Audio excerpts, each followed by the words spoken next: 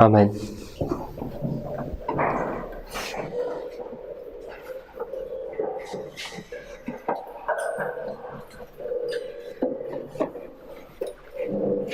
So what we've done is we're looking at the midnight cry. We've gone through various chapters in early writings and also the great controversy, and what we've established, hopefully in your own minds, that 1840 is the midnight cry, and also the summer of 1844 is also the midnight cry.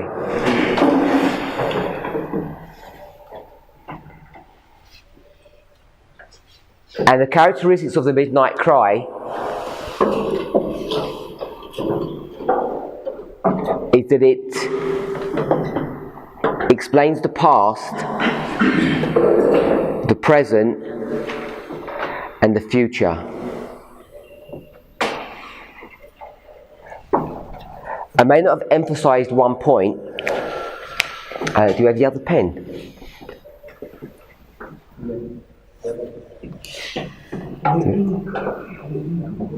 Okay, so one thing I haven't emphasized on this point, but hopefully you've seen it.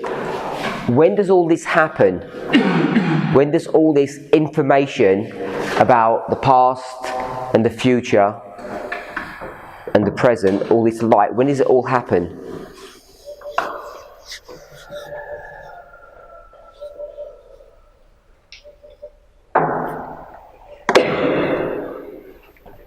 I don't mean a date. Thank you.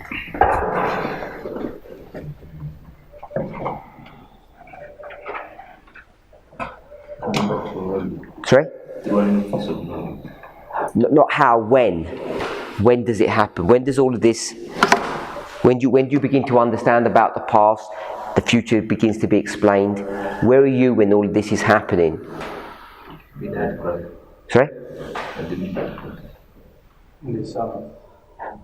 So, I'm not, because that's not the summer, well, I guess it is actually. I guess what the answer to my question is that you have to be in that history as it's happening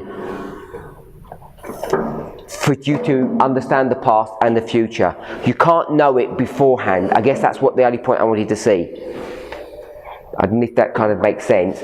You have to be at that point in time where the explanation all happens. And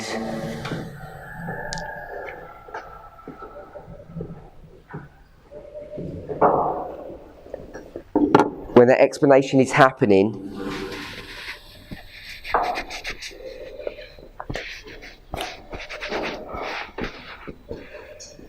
things are happening internally and externally. Hopefully we should be able to understand and explain that. So we went through this history. 1840, major external event, and the events that are happening here are going to help to understand, explain the past. So the way we've understood this is the day 3 year principle. The distress in Europe is going to help explain the events of the time of the end. What we didn't do is go back to the external events here, lay them out as we did here, and their prophetic significance, to show what's actually happened here and why it has prophetic significance. We didn't do that, but we could.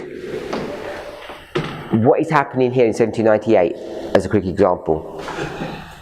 Major events.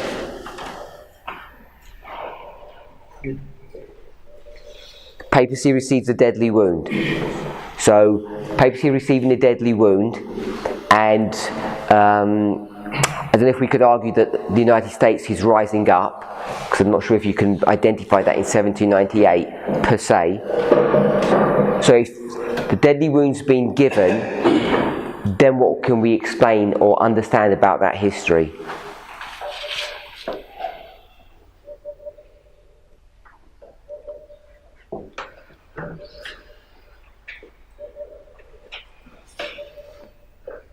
Okay, so we won't go into it then if no one is sure, but it explains the characteristics of what that first angel's message is doing for people. First angel's message has certain characteristics. What's one of the characteristics of the first angel's message? Or it's what it says, what it wants you to do. I can't hear you. Leave Babylon for the glue. So one of the primary characteristics is that now you're released after Babylon has been destroyed from captivity. So it helps you to understand what that event is when you get to here, because I don't think people fully understood the significance of the prophetic significance of what was happening back in Europe.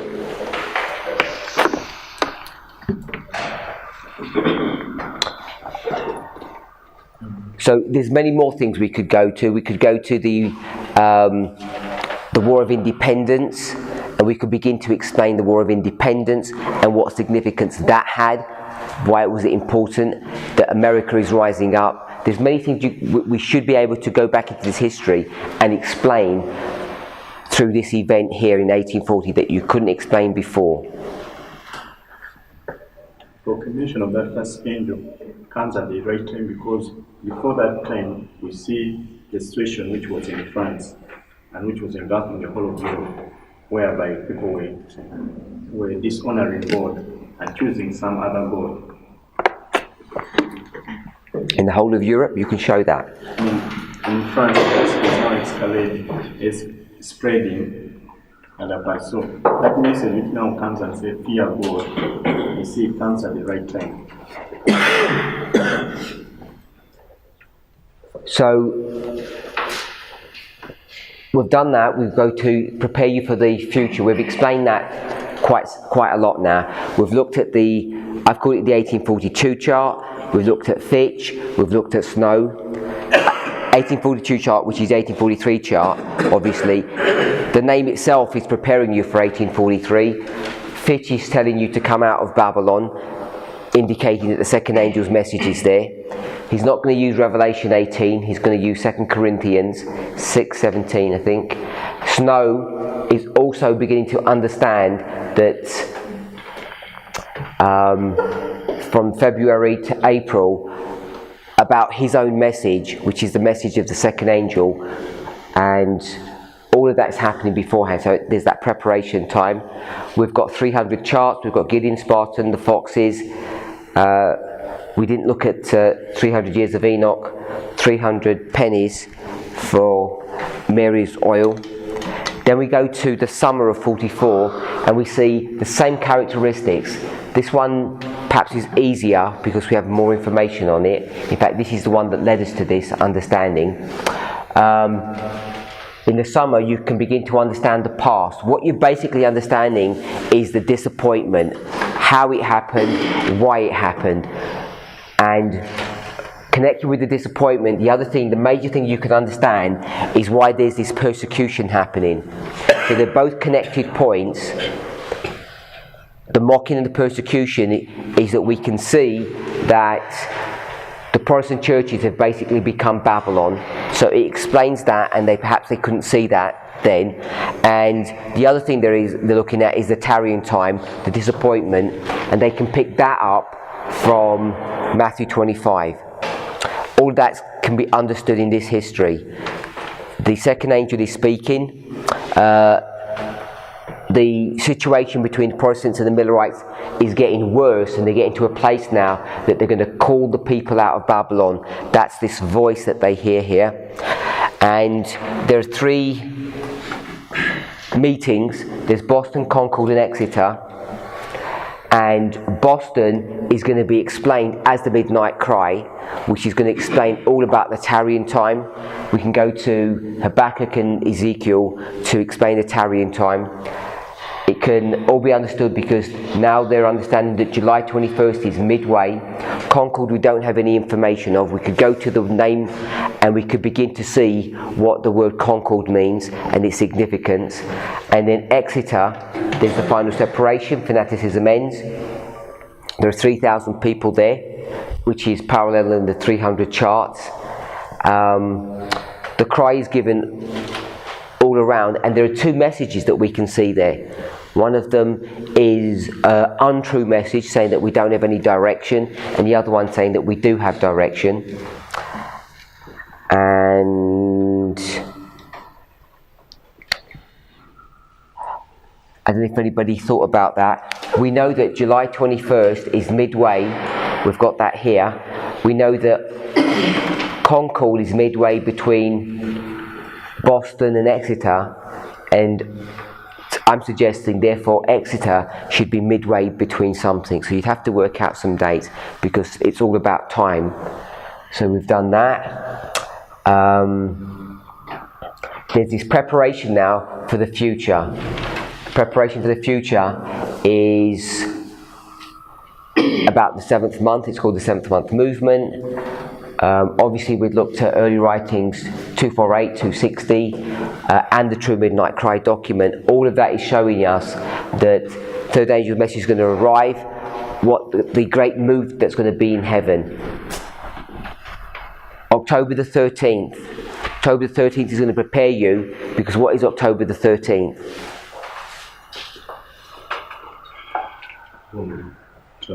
Sorry?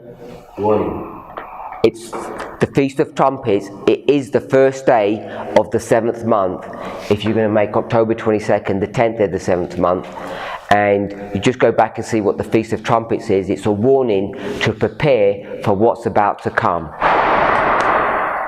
And El Temple, is that Leaf Temple?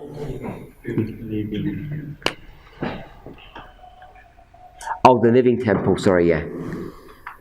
So this is the Living Temple, and that's about all we did.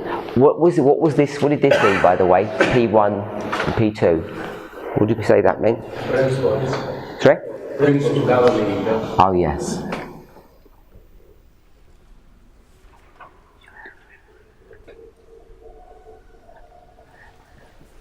Okay, so before we make an application, what things have we got that are outstanding that we said that we're going to try and cover and we didn't?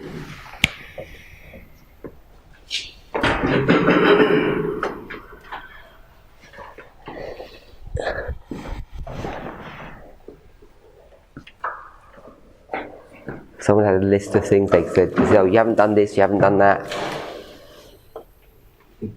No one? Everyone's happy that we've done everything? Elect. Sorry? Elect. Okay, there's the elect. Also elects of this generation.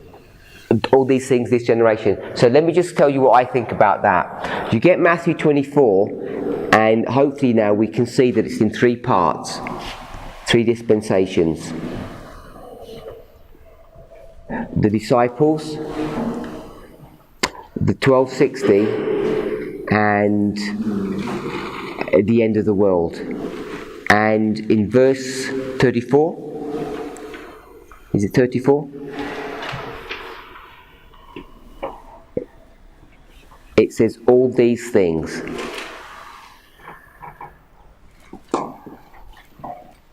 $34?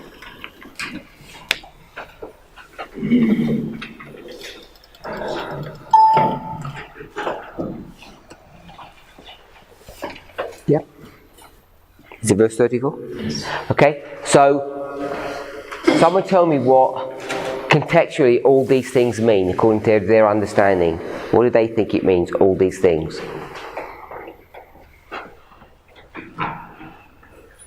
It events all the signs. It is those things, but what is, how much is all? All those signs. Beginning where? Beginning from the first sign. Right from here? Yeah. So it's all of these things. Yeah. And all these things are at the end. So it's just, you're saying it's all of these. So we had 3 different positions. Someone said all, and someone said all, and someone said all. Why did you say it's just this one? Why did you say it's just that one? I think I said last time. It is because when you go to verse 34 says, "When they come to you, the generation shall not pass till all these things be fulfilled." Like you connect verse 34 to verse 33, says, so likewise, when ye shall see all these things, know that it is near, even at hand. So I'm picking verse 33 because it has the phrase, all these things, and is admonishing that when ye shall see these things, know that it is at hand. So what is the it? My Martin references say that the it should be he. So when you see all these things, you should know that he is near, even at the doors. So what is being spoken here specifically is about the second advent. So verse 34, you connect to verse 33, proof text, by those statement, all these things.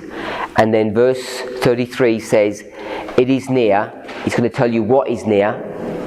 He's coming. Carry on. So, verse 33 says, so likewise, when ye shall see all these things, know that he is near. So we have all these things and he is near. If you go back to verse 32, you are given a parable, which tells you there is a fig tree, and you put the fodder, a tender branch, you know that summer is near. So I'm to line up summer, because like verse 33 is repeated in large of verse 32. Summer is the advent. He is near. When that fig tree puts forth its leaves, is the old thing that we're supposed to see to know that he's coming is near, or summer is near. Okay, so 34, all these things, verse 33, all these things. It says, note that it is near. We won't use the marginal reading, we'll just read it as is. What is the it? Contextually. Go back.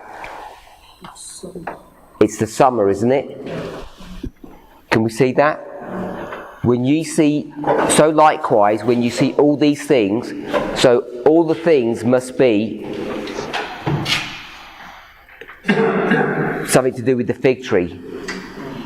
So when you see the fig tree, when its branch is tender and it puts forth leaves, they're all the things that you're to see, then you know that it is near, that summer is nigh. You okay with that? So now you've connected 34, 33 with 32. So when you're at 32 now, you've got a framework. When you can see the branch is tender and the leaves are coming out, then you know that summer is near. So likewise, when you see these things, likewise means what? In a similar. In a similar. So what is that? It's comparing the same. Which is? This is a parable. So what's the natural? Verse 32. The fig tree is the natural, then you have to see what the spiritual is. So you have to see what the tender branch and the leaves are. So what's going to be, I guess, interesting is when we go to the natural and the spiritual is actually going to be what? Are they going to be spiritual things, or are they going to be literal natural things?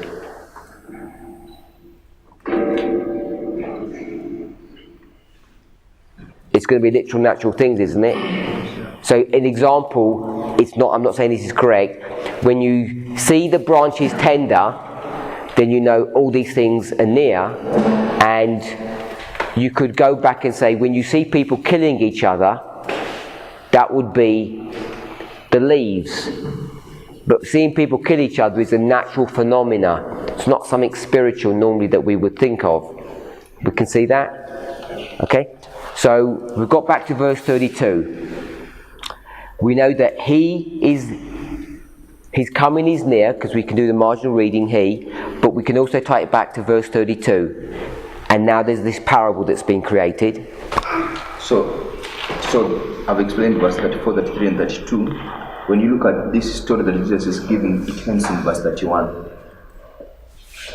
What ends in verse 31? The story that is given in Matthew 24 ends in verse 31. So the prophecy. Yeah. So prophecy ends in verse 31. So in verse 32 is going to give a parable. So in verse 31 what we have, basically verse 30 and 31 is the Advent. Verse 30 and 31 is the Advent. When you see this cloud, this is not Daniel 7:13.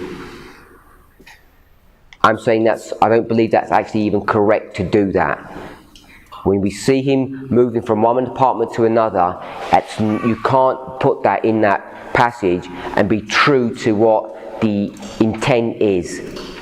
It would be doing what the Millerites would be doing, changing the location of the cloud, if we like. Okay? So we know that's the second advent. And the second advent, if you verse 13, that one, the advent, if you connect with verse 32, 33, and 34, it is the summer of the parable. So 30 and 31 is the summer. Then the fig tree putting forth its tender leaves will begin in verse 29, which are the signs that this summer of the advent is near. So why are you limiting it to 29 and not going back to the Dark Ages? Here it speaks of the signs that will tell us that the advent is near. Okay. Back to the Dark Ages.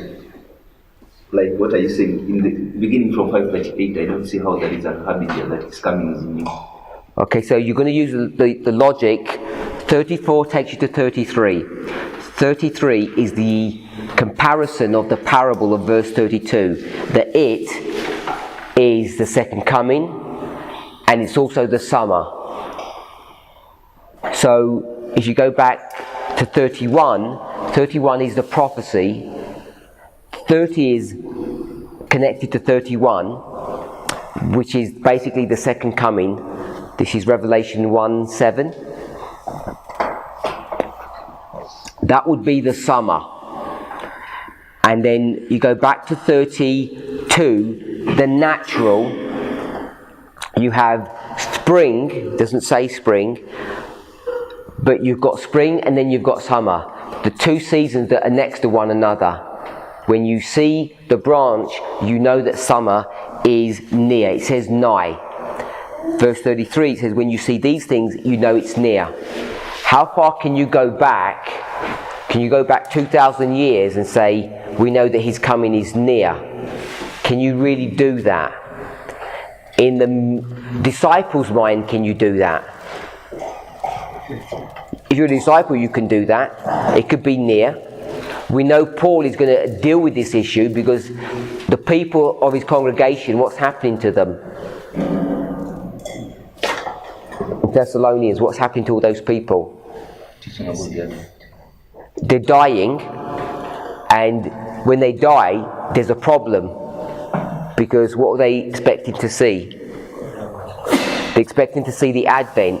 So they're saying, what's going wrong? Are these wicked people who are dying, or is the prophecy not working? And then Paul's going to explain. What's he going to explain? He's going to explain that your understanding back here in Matthew 24 is wrong, and you need to rethink things. And Christ's coming is not going to be for a long time. Until when? 1, 2, or 3? 2. Until the beginning of 2 or the end of 2? Which is 3. So Christ can't come back until you get to number 3. So Paul's already explaining that. So we know that the Dark Ages is not near. If you weren't careful, like a disciple wasn't careful, you could say that the near is the destruction of Jerusalem AD 70, because the words flow that way because Jesus is combining the end of the world with the destruction of Jerusalem. But when you read it true to its word, then you see it's 3 dispensations, and the Dark Ages, or all of these things, they're just not near. Are we okay with that? So you're forced to come to this conclusion, this all. My brother, is that okay? Yeah? Any other points? Having done that analysis from the Bible, Ellen White confirms that in Desire Radio 632, paragraph 1 and 2.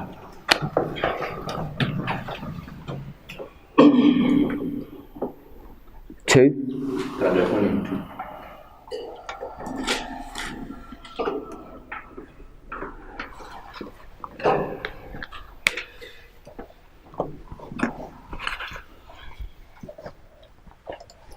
So we'll quickly read that. Desire of Ages 632. At the close of the great papal persecution, Christ declared the sun should be darkened, the moon should not give her light, next the stars would fall. And he says, learn a parable of the fig tree. When his branch is yet tender and putteth forth leaves, you know that summer is nigh. So likewise, when you see all these things, you know it's even near at the door. Christ has given signs of his coming. He declares that we may know when he is near, even at the doors. He says of those who see these signs, this generation shall not pass till all these things be fulfilled. These signs have appeared. Now we know of a surety that the Lord's coming is at hand. Heaven and earth shall pass away, but my words shall not pass away. So we can proof text that. So what about these other options? Because everybody, especially evangelists in our church, are going to say, we know that Christ's coming is near because of what? They always pick up the wars and rumours of wars. So how do you do that? That's 2,000 years ago. Brother Wilson. I think there is a quotation read in the book of Without Ages. You see, Calvary history, the disciples of the end of the world. For example, the destruction of Jerusalem, and not to tell you that also Christ foresaw what is going to happen at the end of the world. Because he's going to compare the destruction of Jerusalem with the end of the world. So to me also, all those things that happened in the time period of the destruction of Jerusalem, because there is nothing new under the sun, they're going to be repeated now at the end of the world. Anyone else? My brother, how would you explain this? Is it just these events here? All of this is just of no benefit to us? Are we misapplying scripture? We see them as an application. The only things will be at the end. And I would love to bring in the structure of the way Christ is doing in Matthew 24. And we see that from verse 1 to 28, it is a parable in verse 28. For wheresoever the carcass is, there will the evils be gathered together, which remarks as a confusion. And in verse 32, he also gives a parable. And I see the parable we have there between the histories. So we've identified that there's a break here, and 28 takes you up to this point. Anyone else? So, for example, we know, you go to the issue of the 1260, we know it's going to be repeated again. For example, when we read the book of Revelation chapter 6, we see souls crying under the altar. And if you start with the 1260, is going to be repeated at the end of the world. My brother? Yeah, I'm also thinking the same way that you're also thinking, because the history of the disciple is the one which is being repeated at the end of the world. So what we can do is we can take this line of progression, and if you took it as a line of progression, where are all the things going to have to be? They have to be this one. So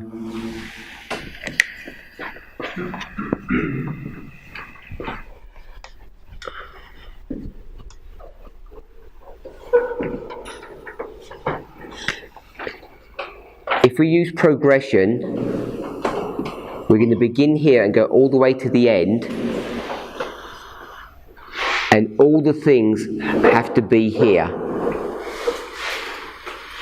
And we're picking that up from the word near. Are we okay with that?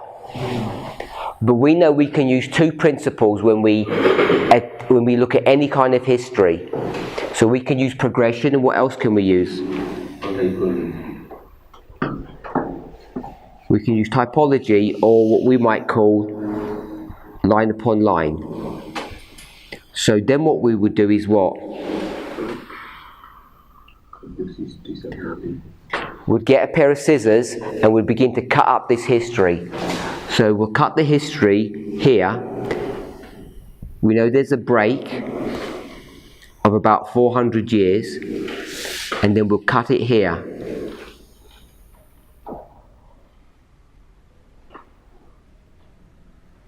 So we've got 3 separate histories now, 1, 2 and 3. And now we can say all,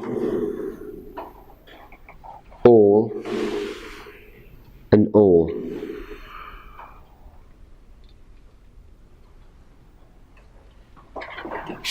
Are we okay to do it that way? Which is what most people do without realising it. Don't realise what they're doing and how they're doing it. And if you don't realise the methodology behind it, you can begin to make mistakes, or at least not understand things in their proper significance. So this event here is this event, approximately, depending on how you're going to do that. For certain, this one is this. This is Jerusalem, and this is the end of the world. This one would have to deal a bit more carefully, the 1260. But it is connected, because the 1260 is the deadly wound of the papacy back here, and we'd have to connect that of how it ties into end time prophecy. So once you start breaking it down and overlaying them, it gives you a much more detailed perspective of what's going on. Are we okay with that? I'm sure we all know that, but I wanted to lay it out in a formal way so that we know what method we're using, so we can see that. Anybody's got any comment on that? Luke uses all these things, or at least things 3 times. I don't think in Mark each one. He seems to have the vision. So he says that in verse 9 he says, these things must first come to pass, the Messiah is connected to Jerusalem. And then in 22 he says, these are the days of vengeance, after the things which are written will be fulfilled. I think he's looking back to 1260. And then it says, after looking for those things which are coming on the earth in 26, so he seems to use the future. And in 28 he says, when these things begin to come to pass, they will come. So the first one you want to give me is Luke what? Verse 9. So Luke 21:9, but when ye shall hear of wars and commotions, be not terrified, for these things must first come to pass, but the end is not by and by. That? Yeah? So if you go to Matthew 24:6, it says exactly the same thing. For all these things must come to pass. And that's in this dispensation. You've got all here, just like you had all there. Second one you want to take us to? Verse 22. Oh, sorry. Mark 13:7. So I won't do the chapters. It's 24, 13 and 21. That's the chapters. And it's verse 6, verse 7, verse 9. Verse 6, verse 7, verse 9 in Matthew, Mark and Luke. Mark is verse 7. So it's verse 6, verse 7 and verse 9.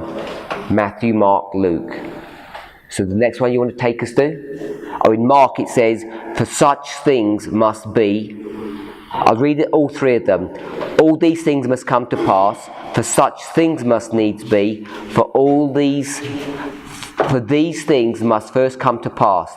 And all 3 of them say, the end is not yet, with some variation. Next one. 22. This is Luke.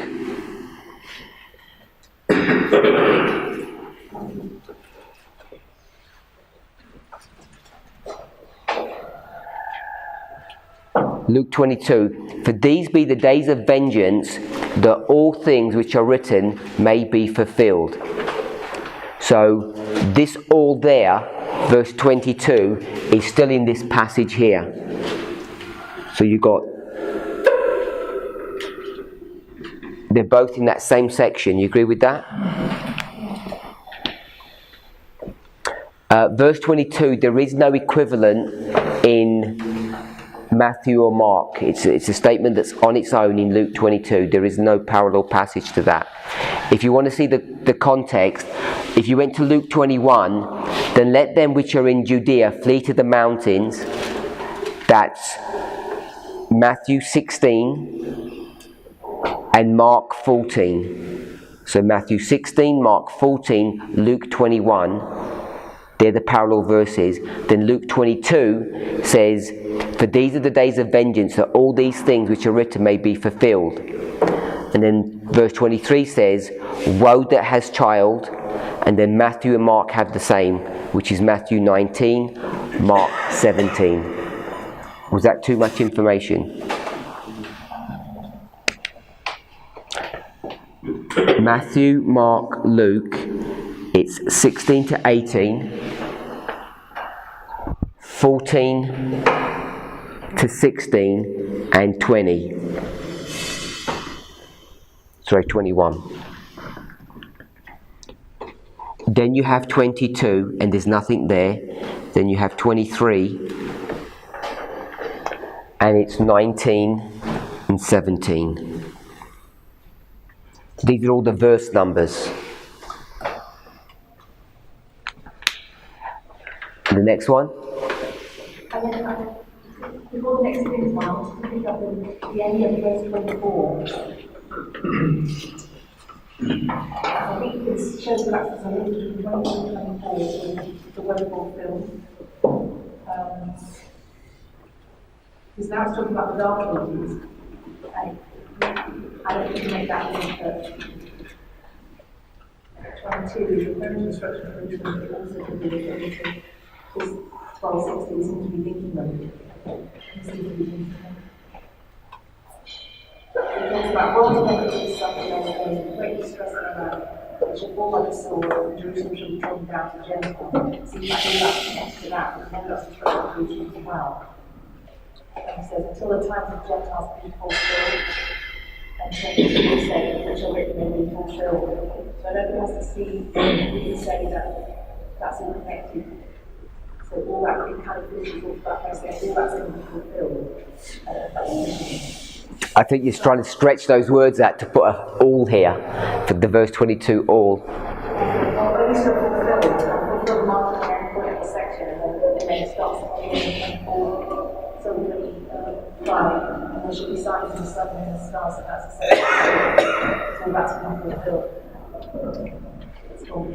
Well, if you're going to say all things which are written, that's everything then. You can't just say that's, you're going to compartmentalize that to section 2. Yeah, okay, so maybe he's closed off that one fulfilled, and that's closing off this section fulfilled. So until this is section just trying to think about this closing off the section, and not necessarily hidden. I don't think anyone can hardly hear what you're saying, and you're speaking too fast, and I'm not keeping up. So in 22, he's saying that these are the days of vengeance, that all things which are written may be fulfilled. So he's closing off that section by saying all these things are going to be fulfilled up to that point. And then the next section is... The next section is verse 23. 23 and 24 together. Yeah, but 23 you have to parallel with Matthew and Mark, and then not the Dark Ages. That's 80-70. You do, but because he says, and they shall fall at the edge of the sword and the runaway captive, can you not link? You can't link that with that being the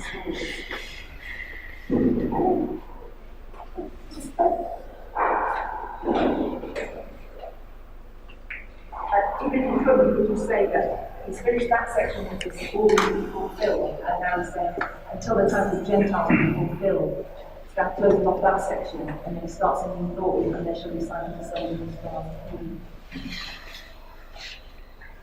You just see he closes things off and it's fulfilled, and moves on to the next section.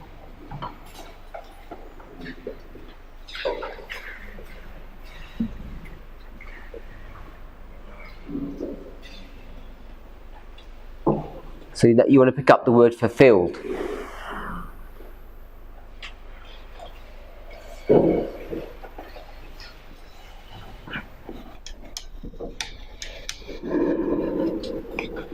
So, are we happy that we can break up this section and that's the methodology that we're using? Yeah? I want to pick up one more point. This is where you begin to make mistakes, I'm suggesting. I don't know the answer to this, but I'm suggesting the approach. If you just see this as progression and you just start playing with these verses in an ad hoc and loose fashion, I asked the question a minute ago, what's the premier sign that the end of the world is coming? That Adventists always use. So it's all about wars. And what do they mean when they say wars? Which wars? They mean any wars. Is that correct? That can't be correct, can it? Especially when you see the 3 sections. Because when you go to the 3 sections, the wars are only in this one here. So here are the wars. And what you need to do is go back to the history and understand what the wars are. They're not just any old wars. They're very specific wars for specific reasons. So when you start seeing what the wars are, the implications of those wars, then what you should be doing is taking that history, and when you make an application at the end of the world, you bring all the reasons for those wars into this future. So, as an example, those wars, who is involved in those wars? Just at a very simple, basic level. The Romans. The Romans. We'll go with the Romans.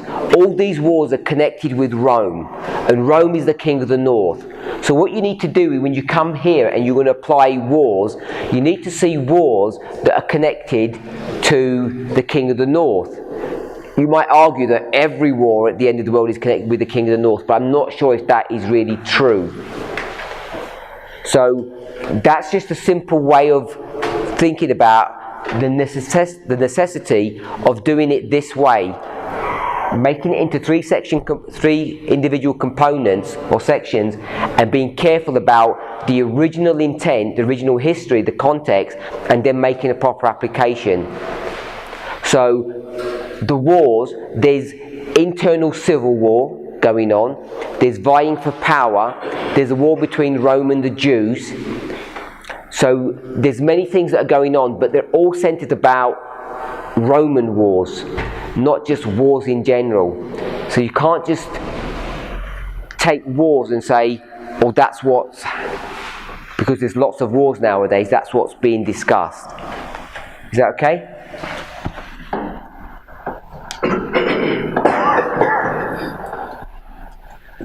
So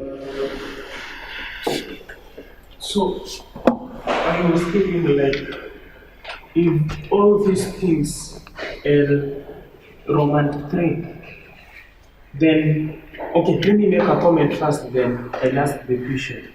We have said that we can either see all these things are from Roman 1 to Roman 3 when we use progression. And I was thinking, like, that is correct because we can apply the events that... No, I'm saying you can't do that. I'm saying you can't say all these things is from here all the way. You can't use progression to do that. Progression would only be here. I want to keep the line of progression. It would begin here because the wars in Rome are not near. The wars in Rome is not a sign that the end is near, the end of the world at least. The wars in Rome are the sign that Jerusalem is about to be destroyed, not the end of the world. What do we do with Daniel 11? We apply the wars that happened 2,000 years ago. And you see, when you see halfway, you know there is no. The same can happen to Matthew 24. Yeah, but... all those wars happened 2,000 years ago. But that is what we are using to see that our end is near. when we apply them now. So what gives you the license to take a 2,000-year-old battle and bring it to the end of the world? The second methodology. So it's this methodology. That's all I want us to see. That we want to be careful about the methodology, so that people know what we're doing. So we know what we're doing. We're not saying 2,000 years is near. It's not a natural reading of the word. We have to manipulate it. But as soon as we break the passage, we might argue, are we allowed to break passages? How do we break them? But as soon as we do break them, then we can go back to a natural reading. Because the wars are near. We know that they're near. And all we're saying is the destruction of Jerusalem is the end of the world. So we have to give evidence for that, some kind of logic to connect these two and bring this underneath, so the two stars would line up. So now to my question. We've agreed that all these things are Romans 3. And what was the mistake of the Millerites then? Because they could see all things, I believe this part of the passages that were tricking them. Because they could see all these things being fulfilled and they were like, now Christ has to come. What was not fulfilled in their history? Because I think they saw everything being fulfilled in their history and now they were ready because Christ is coming. I agree. I think everything in Matthew 24 was fulfilled. Or would have been. Maybe it doesn't all get fulfilled in October 44, because we still have the spring revolutions of 48. So we still have to deal with the spring revolution. There's still more stuff to happen. Because they might argue 1840, the wars, rumours of wars. They could argue the wars, rumours of wars in Europe, the revolutions that are going on in 1798, the wars between America and England in the early 1800s. So there's lots of wars and rumours of wars going on. There's intrigue and all of that. So I think they've got enough information to fulfill all of these passages. But I'm not sure what's behind your question. I'm saying this wouldn't be 1844, but this could be 63. That is correct. Okay, so if this was 63, you go from 1798 to 63. The Dark Ages would have been fulfilled. Yeah. And all of these wars and persecution, the trouble that you're going to get into, that would also have been fulfilled. So now, how do we see all those things in our history?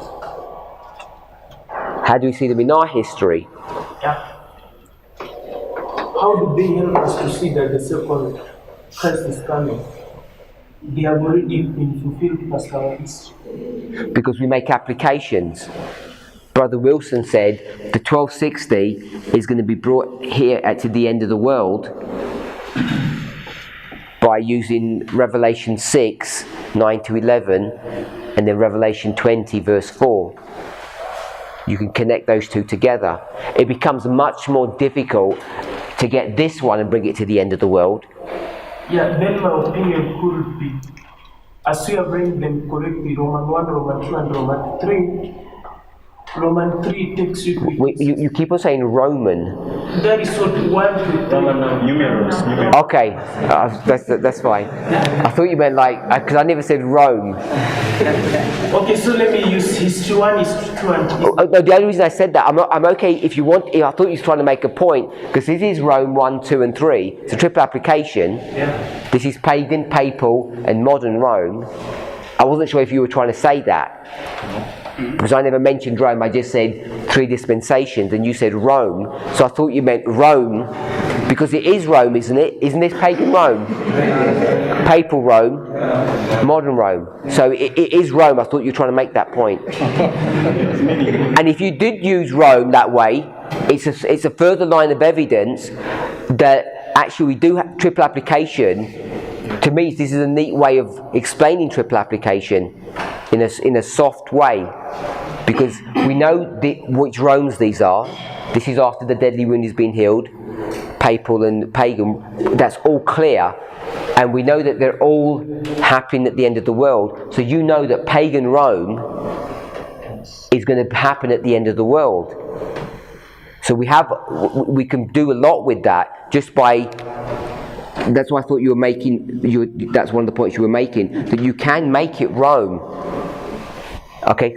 Okay, now, so would it be correct if we say you substitute the end of the world with 1863, and then when we come to our history, what we'll be doing is like, we will only be applying, you see, We will only be applying all the histories to the end of the world, so that the end of the world is not there, but it leaves us at 1863. What we happen to do in our history is only applying all the three histories. If you go to Desire of Ages 623, she tells you how to apply this passage. She's applying this from 1798 to the end of the world, and she's here. But if you go to look to... So she spiritualized the generation. I realize that. But she misses our history. Misses it or includes it? Because our history is here.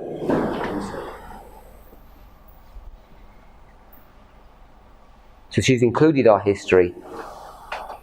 She says we've begun it in 1798 and we're here and the end is near.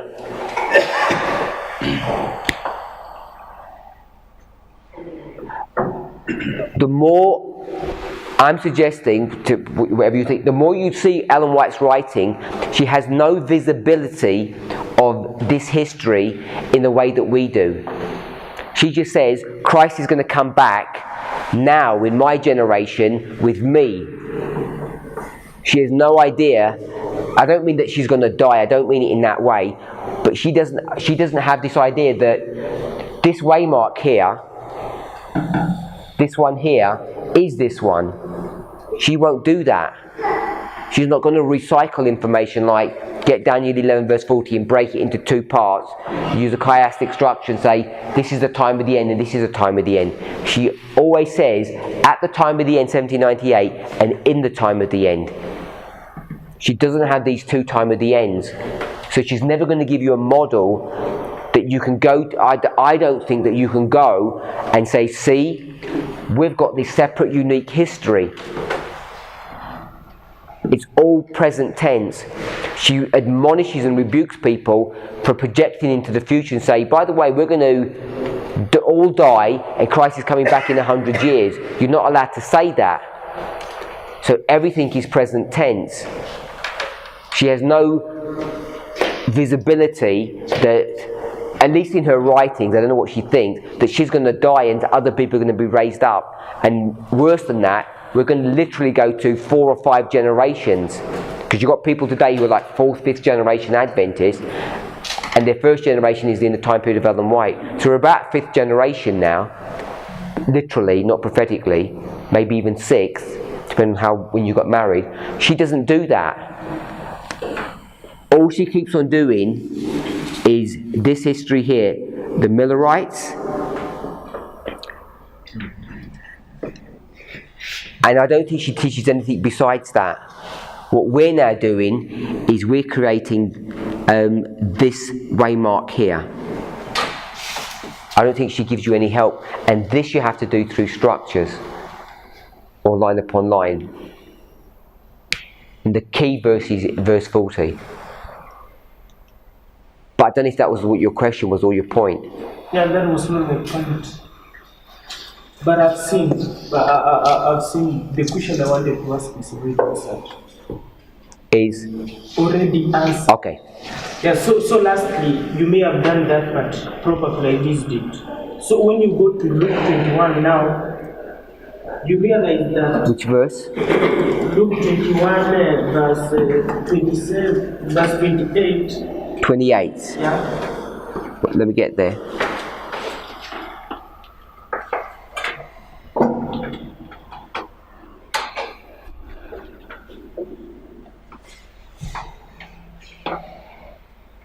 Luke 21:28. So this is Matthew 30, Mark 26, and Luke 27 and 28. She seems so in 28 it says, and when these things, and I believe these things is what you have said is from verse 25. Okay. Because it says, and when these things begin to come to pass, then look up and lift up your heads, for your redemption draweth nigh. So when these things I'm achieving from 25 to 27. Okay. And when now you go to verse 29, it says, and they spake to them a parable beyond the fig tree and all the trees. When they now shoot forth, ye see and know your own selves that summer is now at hand. So likewise, when ye see these things. So, and in this context, in verse 31, these things are from 29 and 30. Say that last bit again.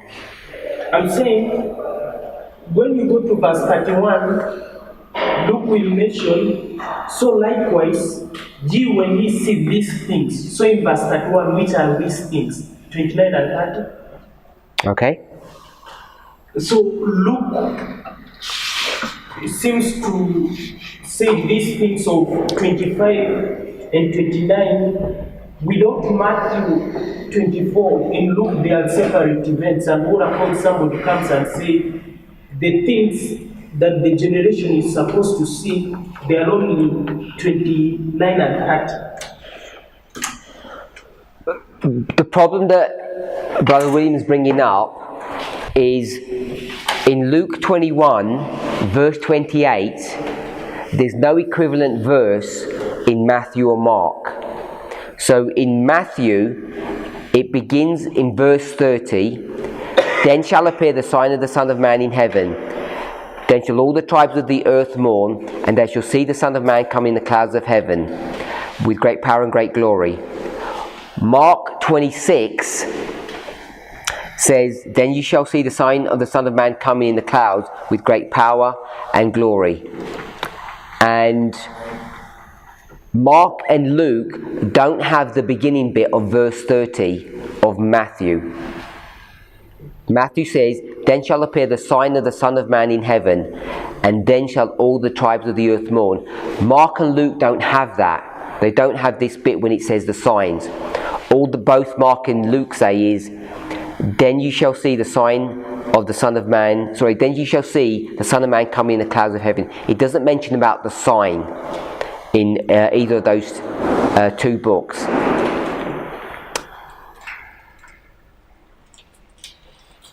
And then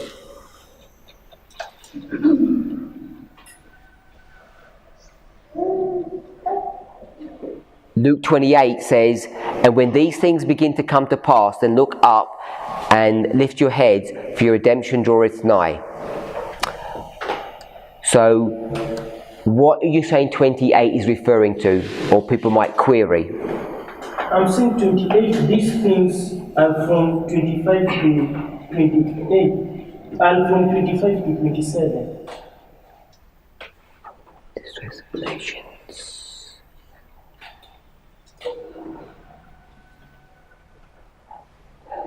Okay, so that's in agreement with Matthew and Mark. Yeah. So we are okay with that? Yeah. But now when you come to 29... So let's go to 20, let me get there.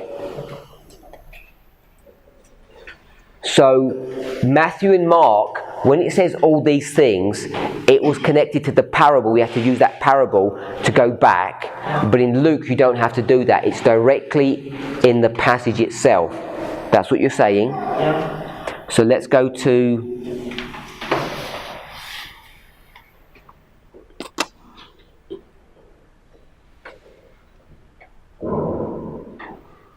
So before we go to there, if Matthew and Mark then speak about Then shall he send his angels with the great sound of a trumpet, and they shall gather the elect.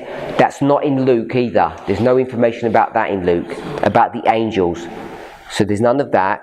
And then you get to Luke 29. He speaks a parable.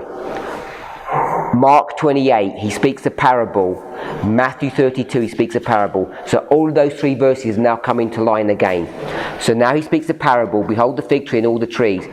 When ye now shoot forth, verse 30, and you see of yourselves, you know that summer is near. All of that is paralleled. And then verse 31, so likewise when you see all these things come to pass, know that the kingdom of God is near at hand, or nigh at hand. Again, that's paralleling the Matthew and Mark passages. It's correct, but now my question is, these things in verse 31, they are 29 and 30. Okay? When Luke says these things, Yes?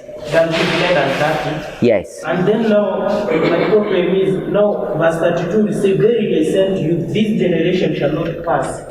So the generation that shall not pass till all be fulfilled, which are all that are supposed to be fulfilled. Is it not 29 and 30 according to Luke only? 29 and 30 Yes. only. Yes. And? So if all these things are 29 and 30, then according to Luke,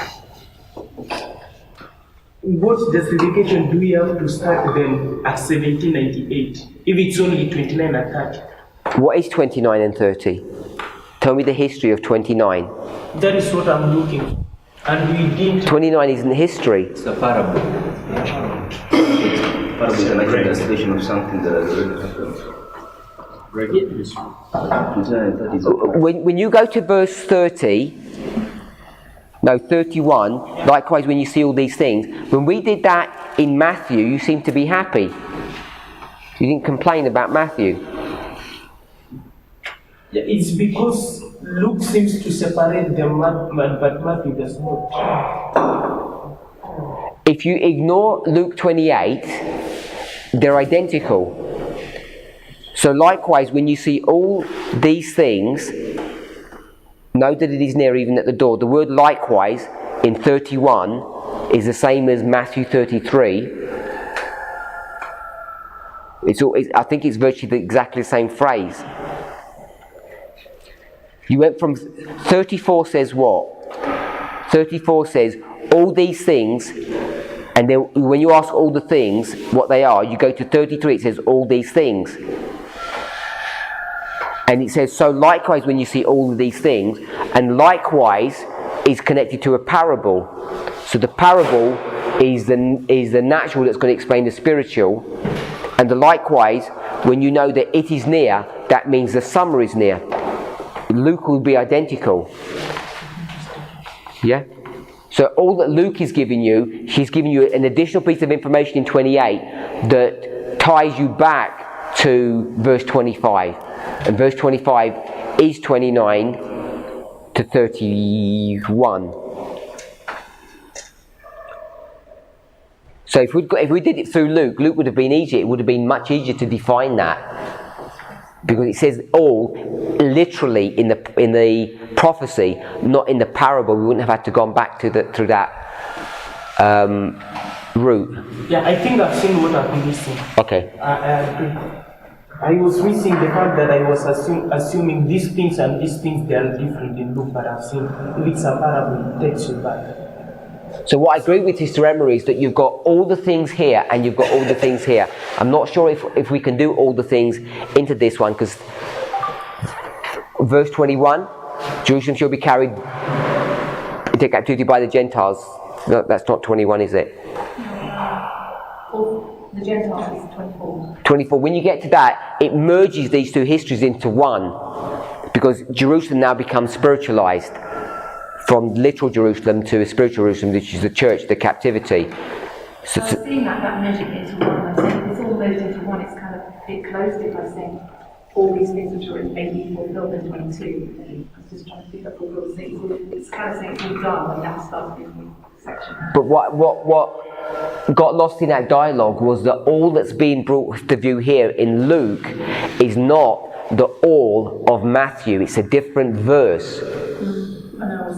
Yeah, that's what didn't come out in that discussion. When it says all, this is part of the prophecy, the all. It's not a parable, and the all that's being brought for you here in Luke is the all in the prophecy bit. It's not using the comparison likewise. It does it twice. So there's an all and all here in Luke. If there's a question, we'll save it to the end because we've run out of time. Next class, if that's okay. Let's pray.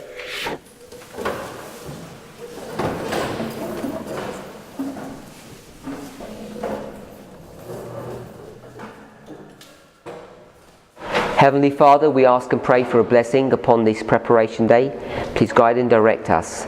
Help us, Lord, to tie together all the loose pieces of information that you have given to us so that we might continue to be strengthened and directed in your word. In Jesus' name, amen.